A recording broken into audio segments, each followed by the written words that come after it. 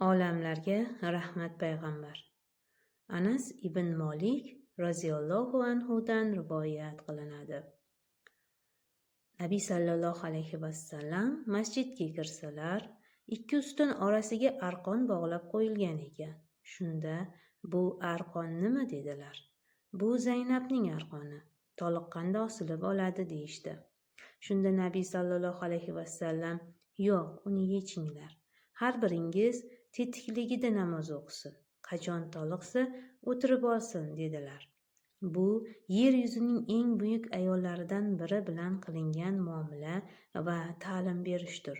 U zot mo'minlar onasi Zaynab bint Jahsh roziyallohu anhu.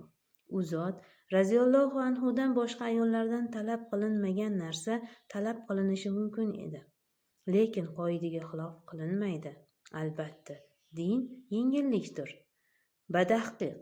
Rasululloh sallallohu alayhi vasallam bandaning umri davomida Robbi azza va jalla bilan bog'liq bo'lishiga o'ch edilar.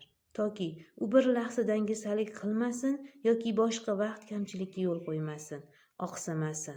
Shu sababli Nabiy sallallohu alayhi vasallam oz bo'lsa-da davomli ishni yoqtirar edilar. Bu esa bandaga ham, jamiyatga ham eng manfaatli, yaroqli ish hisoblanadi. Rasululloh sallallohu alayhi vasallam shunday marhamat qilganlar. Bilib olinglar, albatta Allohga eng sevimli amal oz bo'lsa-da davomlisidir.